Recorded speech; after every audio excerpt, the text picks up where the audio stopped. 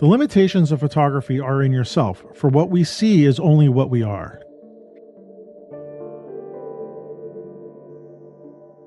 A photographic portrait is a picture of someone who knows he is being photographed.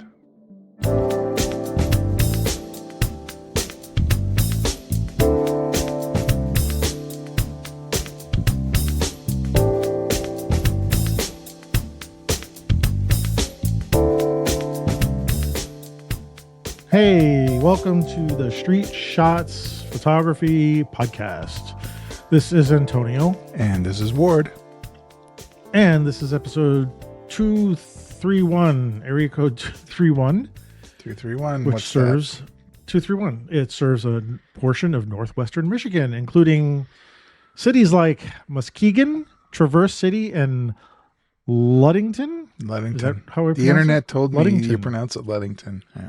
Ludington. Of course, if anybody knows differently, let us know. But I'm trying to, yeah. For some reason, as I'm getting older, the harder it is for me to pronounce words. I don't know if that's. I'm looking at things for a while, and I'm like, how do you pronounce that? And it was Muskegon. I was going to say Muskegon. They must get that all the time. So yeah. Yeah. I have trouble anyway. reading. Not even kind of concentration. Not pronouncing as much as just being able to read. Well, read the same word over and over and over again. Yeah, it doesn't look like a word anymore after a while. Yeah.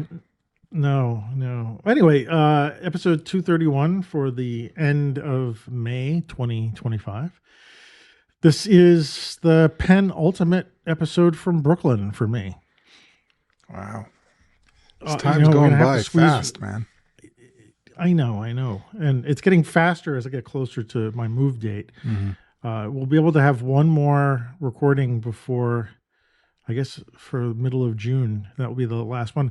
I'll be able to, with all things considered, my move is in the middle of June. So considering our recording schedule, I should be able to set something up for the end of June, which will be, I'll be either in a basement or I don't know where I'll be. There won't be any sirens. There won't be any motorcycles going by. Well, there might be other sounds. We don't know. Thunderstorms. We don't know what kind of sounds. Thunderstorms are, and tornadoes. Although I heard that tornadoes are moving further east these days. So, oh, are they? Oh, okay. Tornado Alley. But yeah, there's I don't want to. I don't remember I said this on the last episode, but like the first time I see the tornado, I'm gonna need a package of Depends. I'm gonna be like, it's like I just watching something coming out of the sky like that, clouds destroying things or big, like mile wide tornadoes. It's just, I think it's gonna be too much for my innards to take, at least the first time. Sorry. Have you walked through Central Park in the middle of the night? That can be scary too. That can be scary, but for some reason that's well, there are coyotes in Central Park. I don't know if you knew that. No, we have coyotes here too. They're in the news actually this week. Really? Yeah. Why? Yeah, there's a couple that there's coyotes looking after their pups, right? And they have a behavior called escorting. So when you walk close to them, wherever they're keeping their little ones, they'll come out and they'll pace you as you walk by. Basically what they're doing is they're monitoring you until you get further enough away that you're no longer a threat.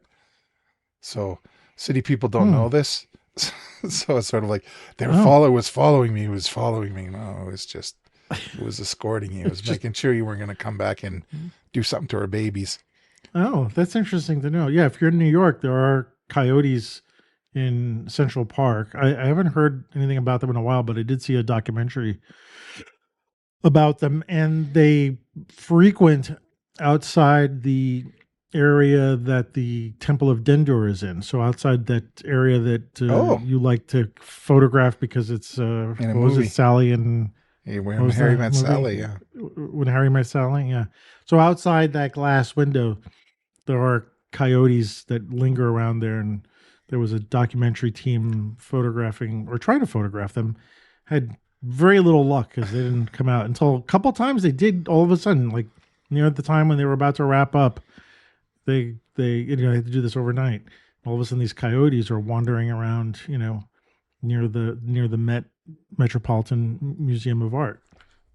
That's kind of cool. I like So that. yeah, yeah. Well, there's things in New York. Wildlife is not taking over, but sort of coming back. In my neighborhood, I've got all the hawks and stuff, and now inevitably I'll see a hawk on my building. I don't know if it's a lightning rod or it's a pipe that's all the way at the top. In fact, actually, the other day I was going to the coffee shop, and it was the first time I saw this actually. On the opposite side of Ocean Parkway, there was a guy walking with what looked like, he had a white bodied lens. So I don't know if it was a Sony or a Canon. Right. It could have been a Fuji as well. But I was looking at him, and he was looking up at my building. And so I was not in a position to look, but I kept walking further, and I saw that there was a hawk sitting on top of Wow. I mean, there are hawks on top of my building all the time. There's 2 or 3 tall buildings around here, and they like that high point of view. And they just sit there, and I haven't taken my camera out and photograph. Of course, I'm there with my phone, my iPhone, and I'm pinching to zoom. So you got this blurry piece of crap picture of a bird. I feel like I feel so lame. I know I've got this huge lens up here. Of course, I don't bring it with me to the coffee shop, So I'm sitting there, and this guy's across the street. He's getting good shots at this hawk on top of my building. So, but we also have kestrels here. There's we've got kestrels in a certain time. Really? Yeah. Kestrels and prairie falcons, and they're the little guys, right? Yeah. Yeah. The kestrels make a lot of noise. They do. I mean, they're like chittering, and I was like, "What is that?" And I was like, "Oh man, it's just kestrels," So, but the first time, well, the only time I've been in Lincoln, when I was walking around to take a walk, I walked by this park and I heard a sound of some bird. I didn't know what it was, but I just heard it first, and then I saw a hawk, and I didn't know if the two were related, but it was a Cooper's hawk. Oh yeah. So yeah, and I was being kind of a pain in the butt with it, and I turned my volume up very high on my phone, and I replayed the sound of the Cooper's hawk, just so I can see if I can get it to look at me. Yeah. And it was just it didn't really care so much, but anyway, wildlife is here and there. So cool. I don't even know how we got on this chain of wildlife. We'll just finish this off with, we had this a female prairie falcon on the top of the house that's across our backyard, making a lot of racket, and then it got chased off by a mating pair of mallard ducks who landed on the roof of them. I've never seen ducks on a roof, but they were whack, whack, whack.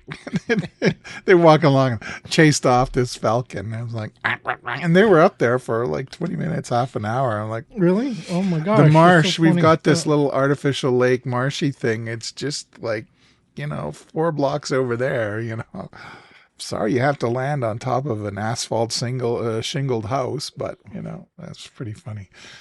But One of the weirdest things I saw. Go ahead. Sorry. No, that was it. That was my story. Oh, I was going to say that one of the weirdest things I saw a couple days ago was a pigeon in a tree, which you don't often see pigeons in trees. Like pigeons hang out on top of lampposts. They, for some reason, decide they want to walk all over the floor.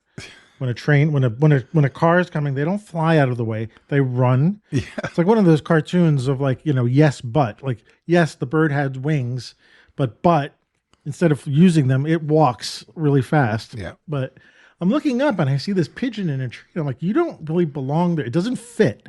It's not like looking at a sparrow or a blue jay or something that they seem to be one with the trees. Yeah. A pigeon was just there, and I was like.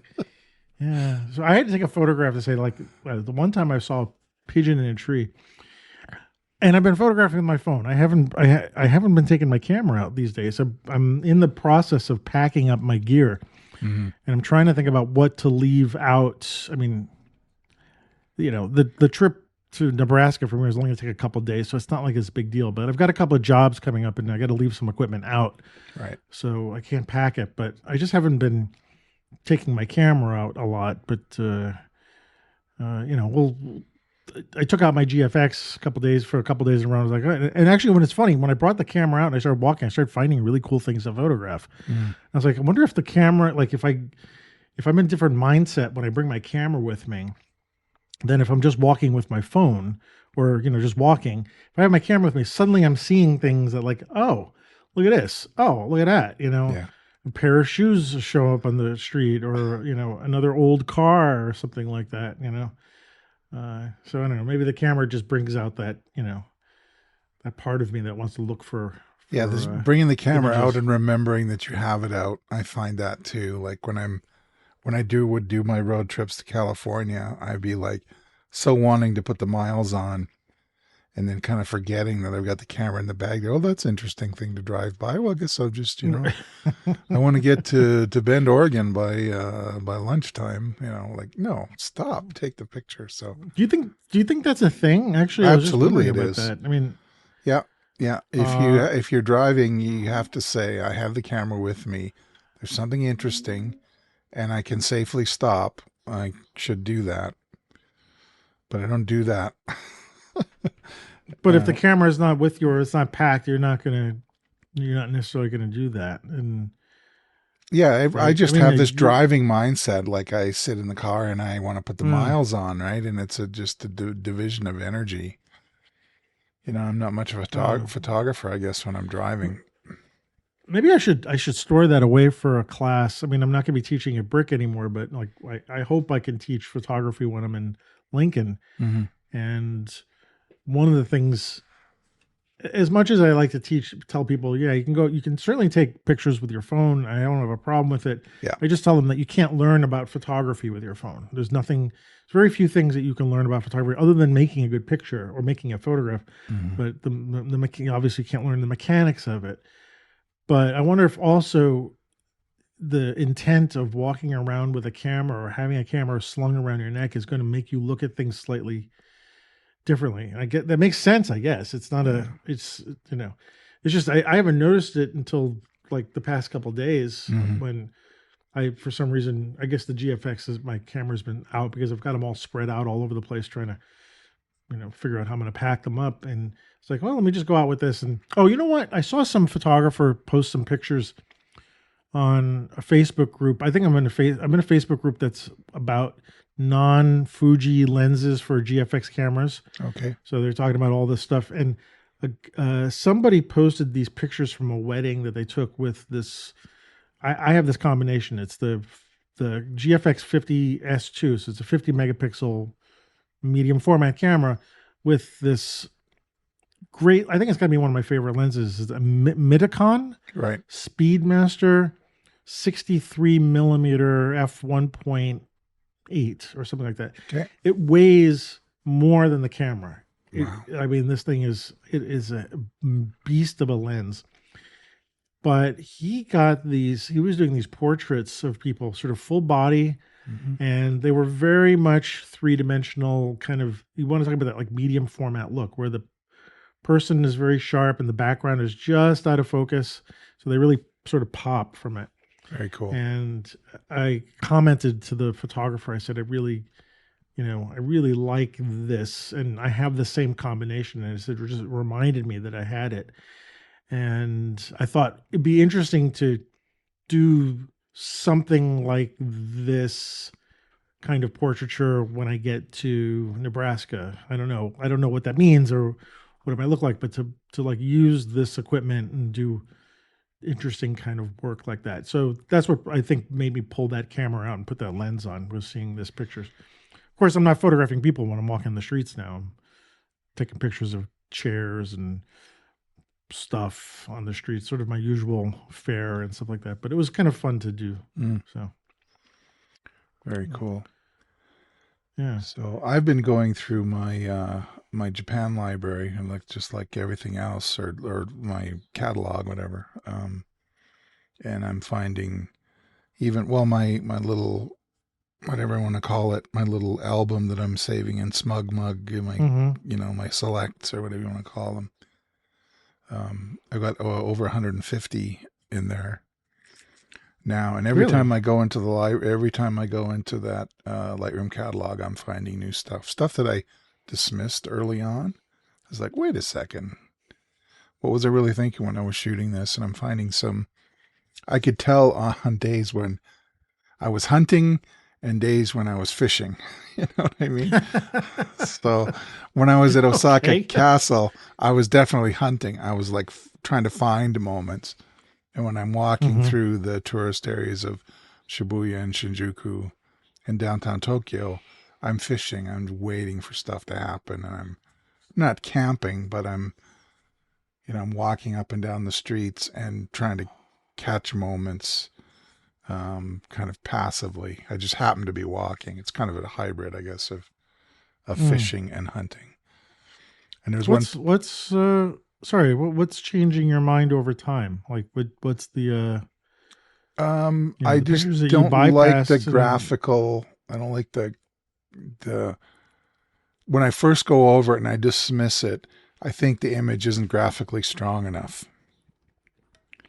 So I think it's a function of looking at contact sheets or those little postage stamp sized images that are in the previews that are in Lightroom. It's sort of like, well, this is not strong enough. I'm going to go till I find something really cool and organic looking, or I Mhm. catch an expression, or I catch some attractive people, or something like that that would be of more interest to me to do the post processing on. Now I'm at lower levels. I got those kind of whatever you want to call them, more shallow, interesting pictures, and some of the ones where there's a little bit more of a story, or you have to work a little harder as a viewer to figure out what's going on. There was a picture I took on the first day I think I was there where my daughter and her boyfriend were showing me around Shibuya, and the boyfriend was standing in front of this display where there's this very highly polished glass that was smoked on one side. It was like a two-way mirror. And I got beside it and there was a reflection. So there was this it was kind of like a Oh slanted. yeah, yeah. And that was a combination of hunting and camping. I'm like waiting and people are walking alongside me, going by me, and they're being reflected. And Dylan was wearing a black cap, and another guy had just come in, and he was wearing a very similar black cap, and I got it. And then I'm like, I forgot all about that, and I found that the other night, and then I posted it, and I'm like, wow, I this just is saw that interesting. today, I think. Yeah, I I think I just posted saw it. I that this think early morning. this morning or late last night. I Yeah, posted yeah. it. Yeah. So it's Yeah. like this kind of I don't know. It was not typical kind of picture for me, but it was in the moment. I met the intention of is there's got to be something that somebody walking the other way, some kind of mirror image, but everyone was walking the same direction, and so it was just luck that the fortune favors the prepared, or whatever you want to say.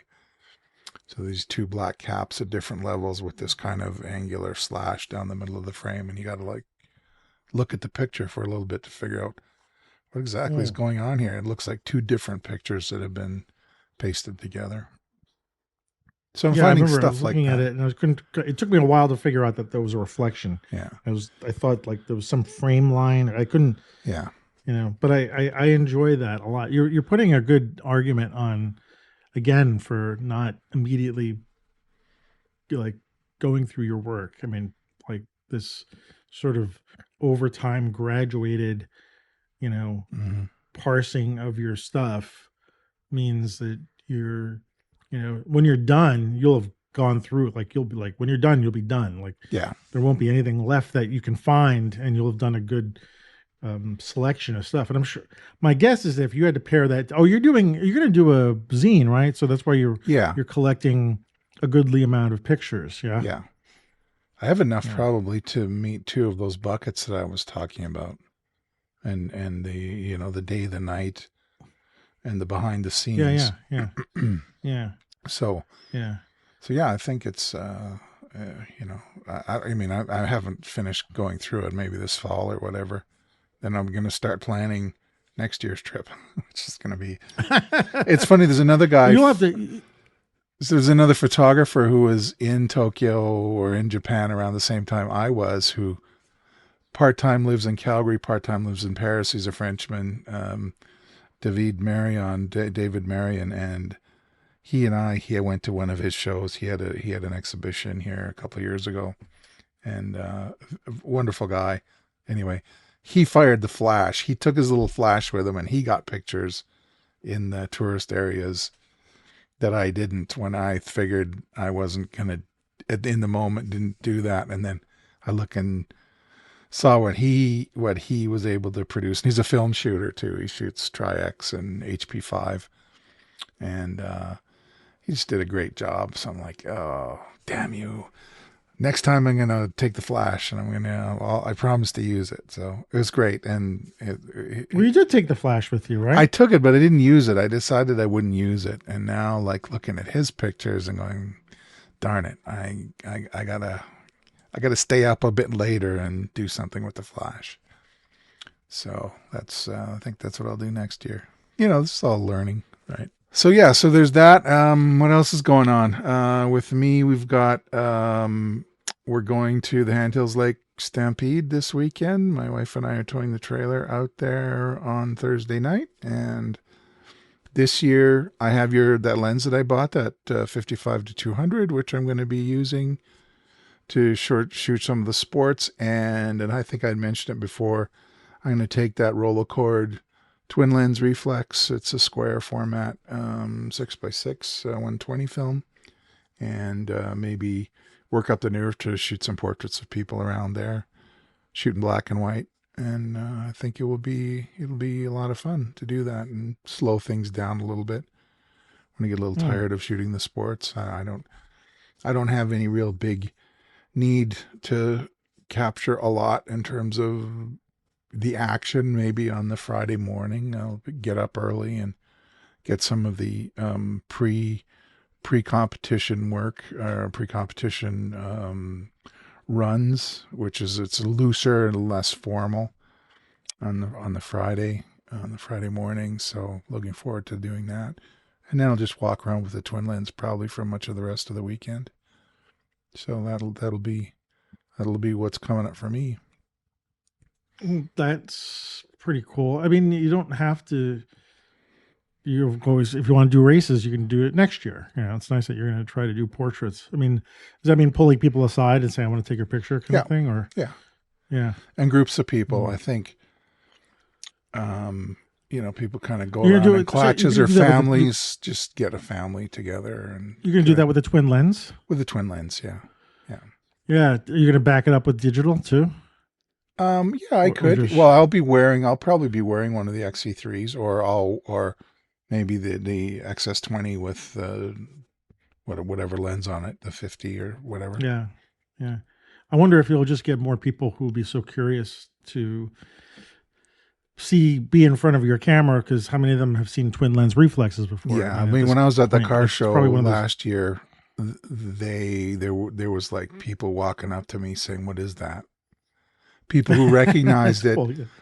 you know, older characters who knew what the kind of camera it was and wanted to know what kind, like what brand it was, which I thought was interesting. Yeah.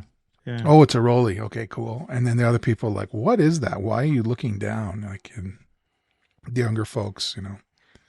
So it's Yeah. fun. Yeah, it's a As you're conversation saying piece. that, yeah, it might draw people in to make it like make you a curiosity or something Mm-hmm. like that. So maybe Which I they'll be don't more mind. likely to. Yeah, that's Yeah, fun. being a I mean, bit that's of an what introvert. I photography is mean, about. I can talk Yeah. about Yeah. photography all Well, day long. the camera talks for you, right? You know, it's like, Mm-hmm. you know, it's the in between, it's the buffer, right? So Mm-hmm. um one of the things I tell, I've changed up my class a little bit. What was it? Not my was it my street photography? Yeah, it was my street photography class.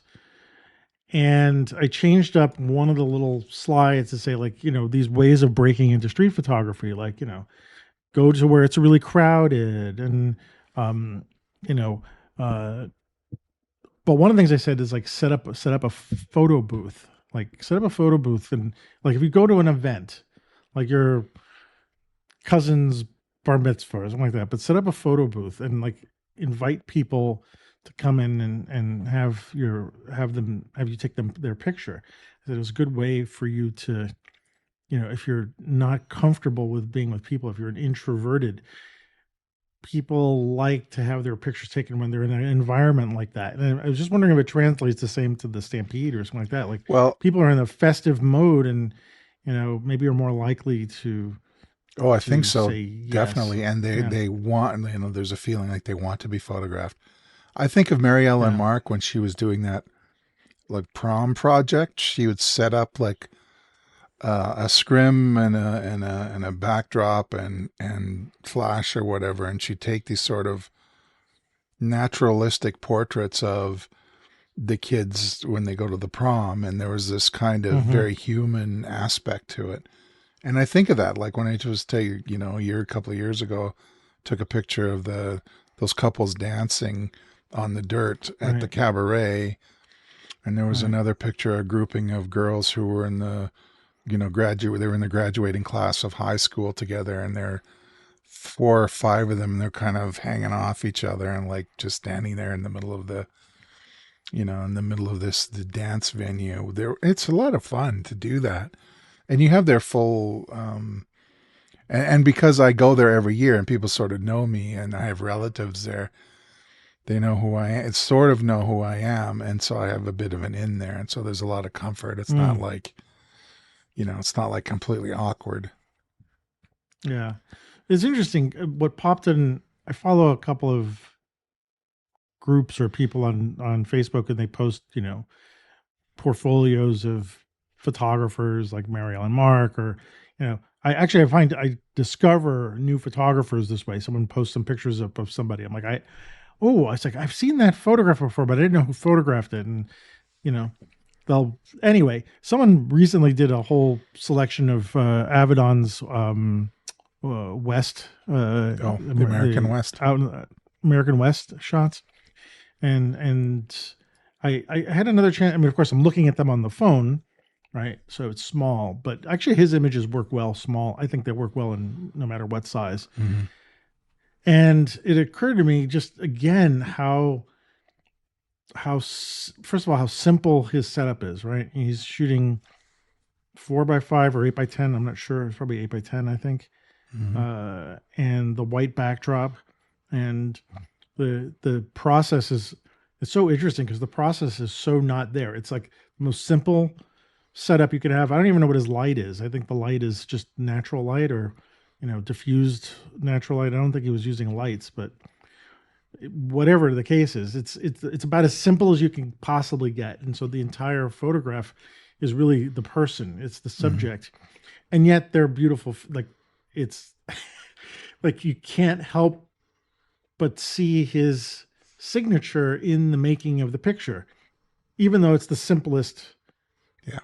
picture, right? It's even the camera he's using, whether it's 4 by 5 or 8 by 10, you can't get much more simple than that, Or right? his early He's a stuff was a film. twin lens. He had a Rolleiflex. The early stuff was a twin lens, Yeah. but even the later stuff, even the bigger prints that he was doing in the studio, the camera was like it's almost interesting how the process just like the photographer steps out, and that makes it even more of like his signature was Mm-hmm. the lack of a style or anything like that. It was really like, and anyway, I don't know. I just found myself again revisiting these photographs and the subjects and really looking at them and the way the you could tell how he was interacting with some of the people or they were interacting with the camera.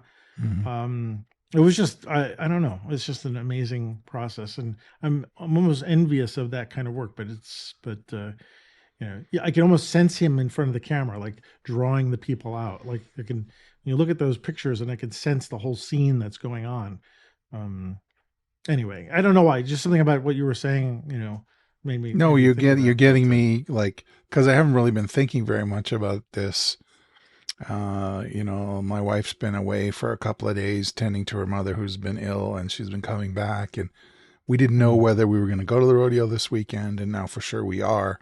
So I am like, okay, so what? And I had talked about taking the twin lens. So now I'm thinking about it. Now you're getting me excited about it. So, I can, Okay.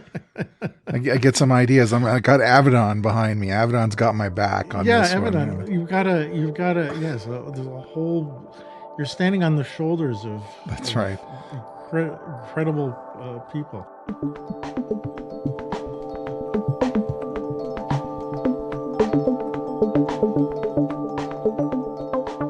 As you were mentioning Japan, something popped in my mind, so I figured I'd talk about it. It's probably the talk of the town now in terms of equipment and stuff that's coming out. But that new Fuji half frame camera, quote unquote half frame, the Fuji X half, Yeah. that just uh, was announced. Well, I don't know, about 5 days ago, I think, at this point. And there's been about 800,000 reviews about it. And they all say the same thing. So you can watch one review or quote unquote preview of it or whatever, and sort of understand the whole camera at the point. And when I first saw it, I was like, "What's the point of this Yeah. camera?" And I watched enough of these reviews actually because I like to watch YouTube, and I'm just watching. I like to hear what everybody says about the same thing. It's always interesting to me. And I got more enamored by it the more I heard about it. And so I don't know what.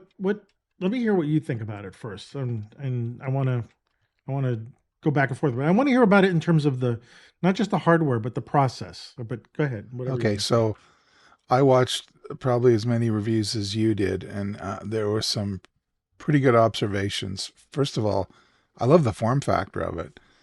I like the idea of it's got a film winder, like a film advance lever, which goes to a certain mode of the camera, which we can talk about if we want.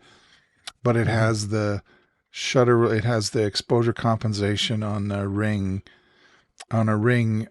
around where the film winder is, and then the shutter release in the middle of that, and that harkens back to their big cameras. They're big, like the what do they call them? The GS7, what is it? GS Yeah, GS670, like the big one, those yeah, big yeah, ones. That's like yeah. straight out of Fuji Design Studio there. Mm-hmm. Yeah, I like the size of it. I understand it's very light. It's like 240 grams. It's like really, really light. The half frame thing, I wanted to buy a half frame camera when I was in Japan. I couldn't find one that I liked or whatever. That would have been small. It would have been fun too. But so I like that part of it. I like the idea of it. I like the idea that it's sort of a half frame thing that's homage to a different expression of photography. And then there's the programming and the way it is engineered to limit you, either in its film mode, which requires you to pick your what is it? You pick your film simulation and the number of frames, and then you have to do the film advance before you can hit the next frame, and you don't get to Yeah, chimp and yeah, all that yeah. kind of stuff. So that's all very interesting, but it's just not. The lens is very basic. It does have a focus ring, and it does allow you to change the aperture. And Well, hang actually on you a can second. Hang change on a the sec. shutter speed too, right? You can go Yeah, full yeah, yeah. manual But if you want. before we went online, you were talking about the guy whose name I don't know on Paltatech, and Yeah. you mentioned that. I said, let's talk about it now. Okay. So I want to hear what you want to say about that because I think I know what you're going to say, and I want to address that. But Well, he tell me, said the and what do you know observation. his name? I don't know his name. I He never used says to his name. know. Yeah, It's like, I know anyway, Chris. I want to Paltatech is call him a Chris or something. oh I maybe don't know. Chris something. Yeah. Well, go ahead. Go ahead. He What did said tell me what you he said if he was recommending this as a camera, he wouldn't recommend it to someone who's beginning their journey in photography. He would right rather right. have it for someone who has some kind of experience in photography, who wants to either recreate an experience of using film without the hassle of shooting film. And he also complained, and every single review that I saw was, it is too expensive for what it is. And I'm with that. It's around the same money as your XM5, right? Somewhere in that category. Yeah, yeah, it's up there. It's up there. Yes, yeah. So those are So, the but two you said something things. about he was saying something about the XT2, right? Like Oh, he was you saying wanted for to, this, for if you want to do something like this, get an XT2, dumb down the right, cover settings, up the, right, cover up the display, turn it into, pick your film, your film sim and go yeah, and yeah, shoot it and put on like a pancake lens or whatever, a right, 23, right, right. and There's a off you million go. ways to cut to duplicate this thing, right? So, Right. so full disclosure, I ordered one. Okay. Somehow I'm not surprised. so, so yes, I do. Right off the bat, I do agree. Oh, which It's color did you get the gray? the Did you get the? charcoal, Yeah. charcoal. I If I was wanted the going to get one, charcoal that's one. the one I would get. Yeah, I thought it was a green one actually, but maybe the color was off on the television. Anyway, yes, it is a pricey camera, but like there are pricey things that I own that are like I like the idea of them. I wish they weren't that cost, Mm-hmm. but I like that. Um, what I wanted to say, first of all, I agreed with what this guy said about the demographics of the people who this camera's for. Certainly, it is not for a beginner's camera. It's not a. It's if someone wants to learn photography, this is the camera you want to stay away from. As cute as it is, and all that kind of stuff. Yes, it is for someone like me or you who like want this other kind of option. But that being said, I liked the more I looked at it. One of the things that got me into Fuji cameras in the first place was the film simulations, and I photograph all my cameras now on JPEG and RAW, and I rarely use the RAW. The RAWs are really just backups, and the reason why I shoot RAW most of the time is so that if I want to reprocess the picture in camera, I can do that. But I'm more often than not always using the JPEG, right? So the fact that this camera doesn't shoot RAWs doesn't bother me. The Mm-hmm. fact that this is not a normal camera, like that it doesn't do the things that you'd want, like you would think a normal camera should do, like shoot JPEG and RAW, and you know have all these other features that it doesn't have that stuff. I don't have a problem with that. Mm-hmm. Now, the part that I sort of question all the time is when someone says, if you want this experience, you can do such and such, right? And um, I don't buy that. I don't buy Okay, that for a minute. The reason why I don't buy it is because nobody ever does that. that's true. Everybody says, well, you can have this experience if if you like, you don't want to buy a Mercedes, but you can have a Mercedes like experience if you put on Mercedes hubcaps and put on a little Mercedes sticker on the front of your car. Like, do all this nonsense. Nobody does this stuff, right? Right. Sorry, it's a bunch of BS. Yes, of course, you could have experiences by doing this thing, but I can guarantee you no one will set up their camera. No one will going to put gaff tape on their LCD screen. Nobody's going to put gaff tape on all this kind of stuff. It's not going to happen, right? So, that being said, I like the idea of their limitations. Mm-hmm. I know it's got a lot of gimmicky. I know that little film dial thing is a gimmick. But that being said, I like the Well, idea I of think the UI forcing. is actually kind of clever. That flip up and down on that little window. I think that's, you go back and Oh forth yeah, between and those two windows. I the think fact that it's that's got the fine. little window, the window has got a little film logo on it. Mm-hmm. So like in the old days when your camera used to have the 35 millimeter cameras used to have a window in the back so you could see through what film roll you actually had in there. So Mm-hmm. say Kodak or whatever. I love that they're doing that. And that's kind of what I like about the X Pro 3. I know a lot of people don't like that camera, but that's another camera that's got this kind of built-in limitation. Mm-hmm. And a lot of people didn't like that format where the LCD screen was sort of built to be stuck to be in place and you couldn't look at it. You couldn't chimp the pictures. And all you could see was a little back window where it would have the film simulation, right? Okay. I'm actually surprised that nobody's mentioning that in a lot of the reviews they're saying. Like to me, this is sort of like a little brother to the X Pro 3. It's got some of the it's like a hybrid between the X Pro 3 and Fuji's film camera, the G what was it? 645, which I have, which is a 645 camera that shoots in vertical when you're holding the camera horizontally. Right. It's a medium format film camera. I've got that one too. This feels like it's in that department, except it's a digital version of it. The GA, I think it's a GA645, is a point and shoot medium format camera. And I think the same argument could have been made way back when. It's like, well, why? It was an expensive camera, and it had a single lens that you couldn't zoom in. There was, I think, one version that had a zoom, but the one I got didn't have a zoom. And whatever you took a picture of, if you wanted to take a horizontal picture, you had to turn the camera vertically, Right. and you only had whatever 12 or 24 exposures because you could put a 220 film into it. Mm-hmm. And it was very limited in terms of its focus, and its flash really sucked and Right. stuff like that.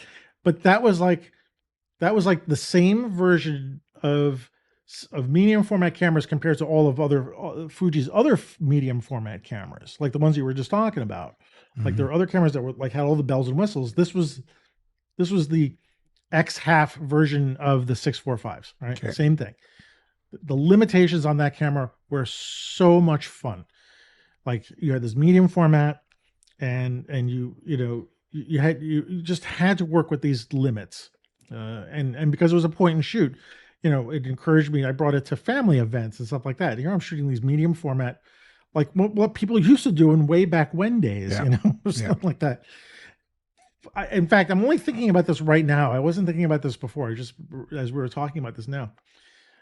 The X Pro 3 also has a limitation. So I like that built-in limitation. I like that it's forcing a photographer like me to not have to pretend to only stop at 36 exposures, or to, not be forced not to look and chimp at the pictures.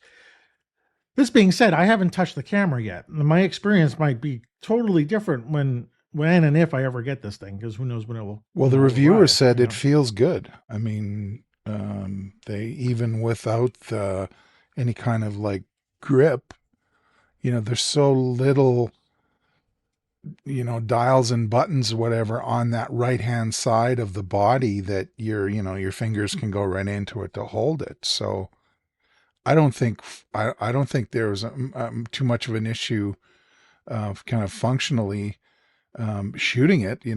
Maybe the focus ring and the aperture ring are a little bit tight, and it feels a bit toy-like. Well, it's a small camera, but no one complained about not being able to hold it. I think. Well, I wasn't really talking about that. I mean, the limitation. I mean, yes, I can see, but it is a small camera, and I think someone with big hands might actually have an issue with it, but maybe not. Because Yeah. you just point and shoot. But that whole idea that some days, like, you want to go out, or I would like to go out and only be able to do such and such, to me, it sounds exciting. And again, I said, I haven't held the camera yet. This is all just, marketing speak that's turning me into like, oh, I would like that. Yeah. I would like that experience. But, I'm sure when I get it and I look at it, will it be worth the money? I don't know that yet. I don't know, will it be worth the experience? But, sometimes experiences cost money, I'm in the, my hobby of fountain pens now. Right. Right. And, it's probably a pretty good analogy, actually. There are pens that you can buy for $30 and $40 and $50. Some of them from Taiwan, some of them from China, some of them from Germany, that writes, in a way almost as nice as pens that cost hundreds and hundreds of dollars. Right. Right. And so if I was wanting to be practical in the fountain pen world, I would say, well, I can have the experience of a Mont Blanc if I just bought this Jin Hao, 630 pen that is $49 on AliExpress rather than, $800, through a pen dealer. But like, what do I really want? Do I want to have the experience? Do I want to hold the pen? Do I want to feel it? Do I want to have the whole culture of the thought process behind it? Whatever. Right. So in the same sense of this, again, like I said, when I get it and I play with it and I use it, will I look at it and will it give me this experience that I'm hoping to get Right. from it? What Fuji is attempting to sell us on. And I hope so. Like I enjoy that kind of, you know, forced limits and stuff like that. And I've been doing this since, like I said, way back when, since I've got the GA645. Right. That was a limitation, and it was a lot of fun. And yes, it was a pricey camera when I bought it. It was, I can't remember what it was, but at that time it was not as expensive as buying the full size cameras, just like in this case. So anyway, I just wanted to say that it'll be interesting. I'll be in a different location most likely when it comes in. Right. So it won't be on the streets of New York to be able to play with it. And this idea that, you have to automatically photograph in vertical format is sort of the default setting. That will be an interesting kind of, because in the rest of the world, when we do vertical, you actually have to make an effort to make verticals. Yeah. Right. And so I think there are less verticals in our frame rolls than there are horizontal. I mean, yeah, there are less verticals. And this one will be the other way around, I think. So that's going to be an interesting creative, spark or something like that.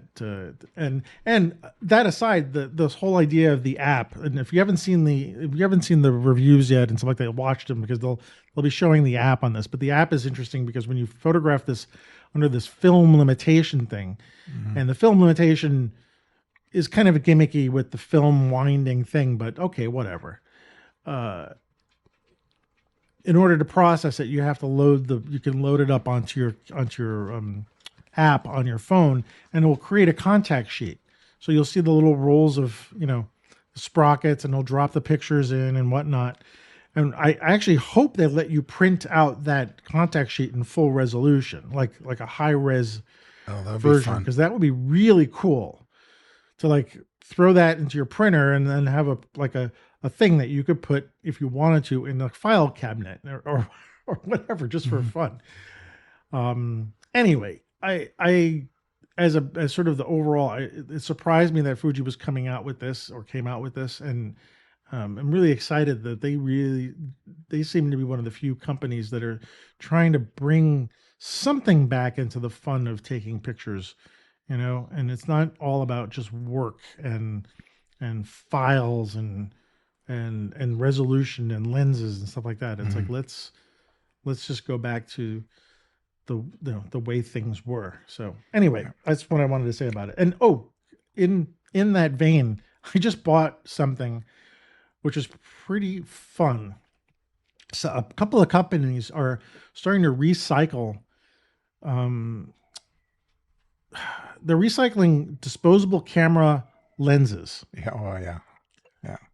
Okay. And if you're on Facebook or something like that, these ads must have popped up a zillion times. So I bought one of these things, and it looks like an Oreo cookie. And it's got this plastic lens stuck right in the middle. You can't do anything with it. Right. You just stick it on your camera. It's like an F8 or F5.6. Yeah, it's an F8 or something like that. And you can't even focus at a close distance. And I bought it because it was like $40. And I was like, all right, well, what the hell? Talking about limitations, right? Yeah. And I've taken some pictures with it, and I've been using some of the film simulations built in. And again, it's like, oh yes, I remember these cameras. Like, it looked just like this old style cameras, like especially when my cat was too close to the camera and it was out of focus, and the back of the kitchen was in focus, and there was something that really triggered a good memory about it in some fun way. Although I remember back then that was very frustrating because those cameras, they didn't work so well, but like that's what we had back then. And they had that little flash where you had to hold the switch down to fire the flash. Yes, so when it recycled, it was a cycled, and then you'd fire the flash, and inevitably your subject would be too close and you'd get horrible red eye. Deer in the headlights. And anyway, that's the most limiting thing I've seen so far, but I thought it was a lot of fun. So I ended up purchasing it. So I'm still playing with it. I have it on my small camera, my XM5, which makes it really teeny tiny. It Mm. makes the whole little Oh, that'd be package, fun. Yeah. yeah, really small and stuff. But yeah, I'm not expecting quality from that. I'm expecting fun, you know. So Yeah. we'll see. I'm actually gonna take. I might use that camera as the camera when I do the road trip. Okay. Like I Yeah. might just use that lens on it and see what happens. Yeah. I would do that, and I'd take the Polaroid out too. And then Yeah, I think the Polaroid is gonna come out. the Yeah, impermanence, or whatever you want to call it, the fleeting nature of a road trip. It's yeah, yeah, yeah. I think I'll very do cool. those anyway. So last. Oh, I want to say last thing maybe, but I did want to ask you something. Okay. So earlier today, well, it wasn't earlier today. I was packing, but I found this photograph that belonged to. It was my grandparents' house, and as I'm packing, I'm finding all this stuff, and I'm trying to figure out what to do with it. And this was in an old frame, Okay. like a really nice frame. I took it out of the frame because I don't like the frame, so I'm probably going to donate it. But I looked at the picture, I took a copy photograph of it, and I I fixed it up a little bit. I didn't retouch it. I just made it so that you could see it better. And I I what did I do? I asked you. I It was a picture. It's a picture of a log cabin Mm-hmm. with like half a dozen guys in the picture in different parts of the image standing in front of this log cabin, and the picture was taken somewhere in either the late 1800s, early 1900s, Mm-hmm. right? One thing I did was I posted up to our unusual group, and you did something cool with it. Just why don't you tell me what you did with it? Sure. I downloaded the picture and then fed it to the '03 model of ChatGPT and asked it to look closely at it and tell me where it thought it, when and where it was taken. And it analyzed the structure of the house, the way the men were dressed, the bicycle actually that was in the frame as well, and tried to isolate all of that kind of thing. And it came up with somewhere close to the Great Lakes, probably, given the size of the timbers and the way the roof was created, um, and the clothing on the men and so on. And so it came up with that and figured it was, yeah, shot about in 1900. And what else did it come up with? Um, and there were some things that I sort of know, being a farm kid for a while, about where it might be, because there's a very interesting well that was right, like a little boxed in area. There's actually a water well, and there's a big lever thing that had a bucket on it that's used to dip into the well. And from the look of that, it looks like the well was very shallow. So that suggested there's just a few places in North America where wells would be that shallow. Hmm. And yeah, it was very fascinating. And anyway, so So that's what I got out of it. yeah, first of all, I didn't know, for some reason I didn't know that I could do that. Mm, Like it never occurred to me to feed in a picture. Maybe I'm backwards on this part of ChatGPT or AI, but like to feed in a picture and have it analyze it that deeply. The fact that it was in a frame meant that it was an important picture for my grandparents. It must have been, I don't know if it was on their wall or not, but it was, this was framed in a nice frame. hmm So it wasn't just like a postcard or something like that. I don't know who and because my grandfather his ancestry is French Canadian. hmm So it to me it looked like it would be someplace up north New York, or Canada or hmm something like that. Uh, but anyway, so that's what I was thinking. But I took it out, I flipped it over, and there was no information on the back of the image, so I have no idea. My grandparents are gone. There's nobody. My mom's gone. Like there's nobody who can look at this picture and tell me who these people are. Right? It's a really nice photograph. It's even framed nicely. The way the people are sort of Yeah. distributed in the frame. Like it's really cool.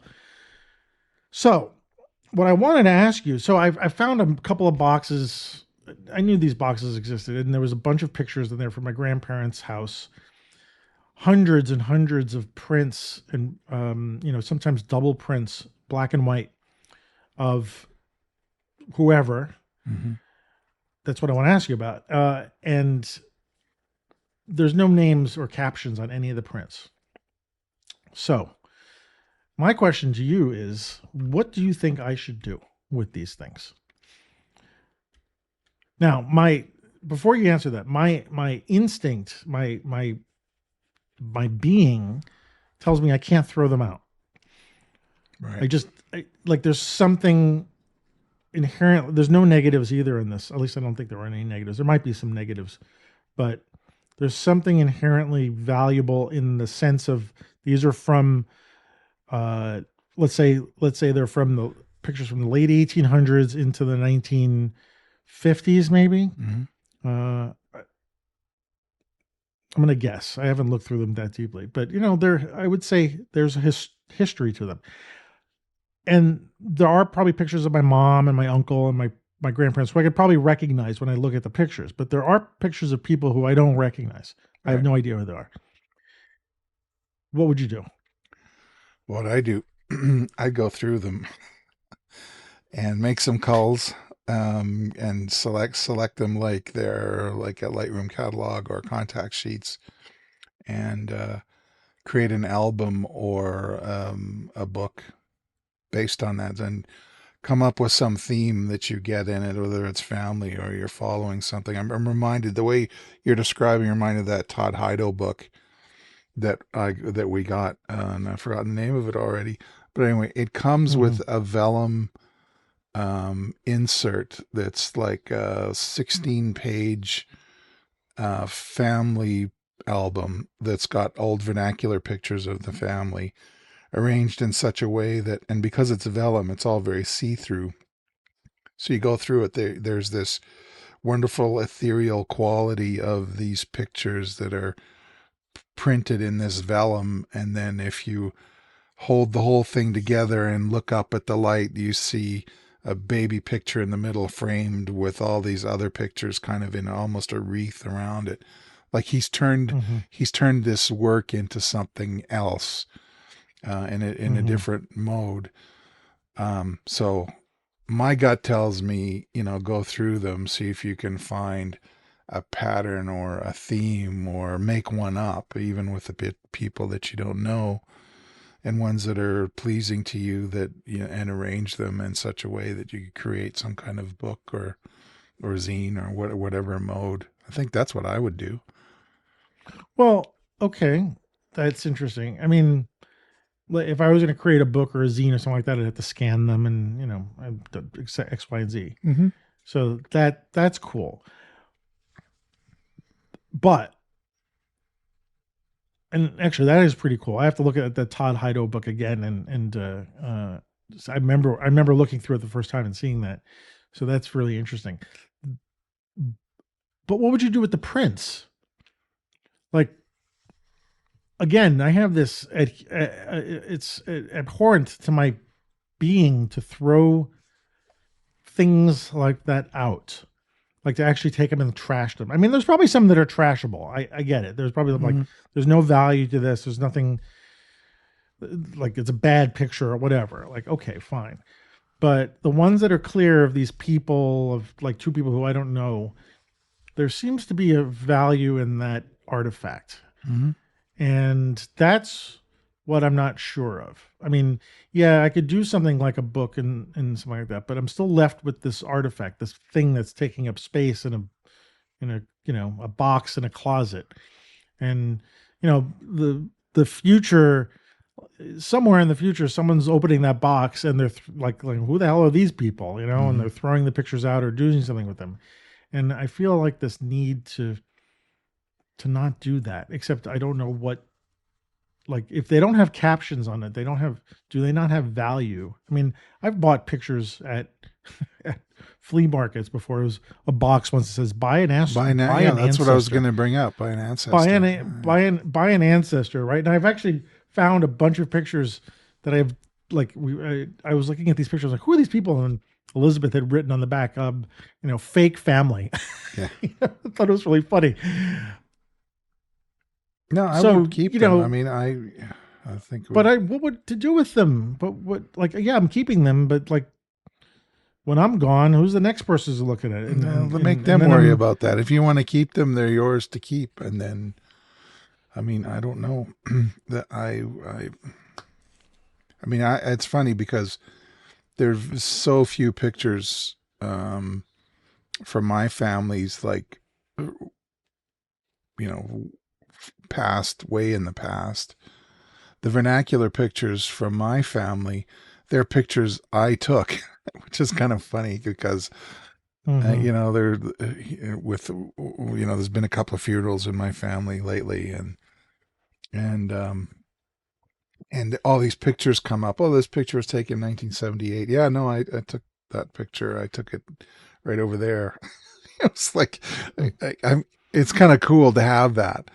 Um, and in some ways, I'm kind of envious that you have this kind of this little treasury of these old pictures of people that if they aren't direct family members, they're close to the family. And I think, you carry some bit of the history of the family, even though you don't have anyone named.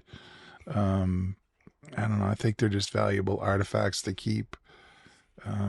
Just from you're the one who's carrying the torch right now. You're the guy who's got Yeah. this Well, this group of images, and that I mean, maybe that's not a satisfactory answer. Put them in something, create an album. If you're not going to do a book and scan, there's well, just arrange them, actually, touch as you're them, saying, and yeah, as you were saying that, I thought maybe besides thinking about making a zine or something from them, which would actually be kind of a fun challenge, or maybe even pairing them up with modern pictures. yeah, there's an idea. That being said, yeah, that's actually interesting. And maybe making a physical photo album from the ones that are worth keeping, and actually pasting them in and stuff like that. Because Mm-hmm. as an artifact, I would think that maybe a photo album has a better chance to sort of survive into the future than just loose pictures, Yeah. where loose pictures could just be sort of tossed or ignored or something like that. But if you see a photo album, even if it's a photo album where I don't like, I could make up names like, Jackie and Paul, right? and Yeah. and write that in pencil in script underneath the picture. Maybe somebody in the future will think that this is worth keeping and not just discarding, whether whether they know who these people are or not. Or do like a Someone in Leslie the future. Krims thing where you write. Well, he would do a little poem or a little heartfelt, whatever you want to call it, a little bit of text that goes with the image. If you just made up a history of the drama around this couple who escaped the Nazis in Germany and whatever, and then they came across on whatever, and then you could just make up these funny stories based on the looks on their faces and the clothes they're Yeah, I could wearing, do that. I could do where that. they Yeah. are. I guess my goal is to just have them survive. Like in one regard, if there was a fake story to it or fake names, it doesn't matter because the picture is of something that is real and happened, Mm-hmm. and might add some value to the overall history of the human race at some point, small as it is.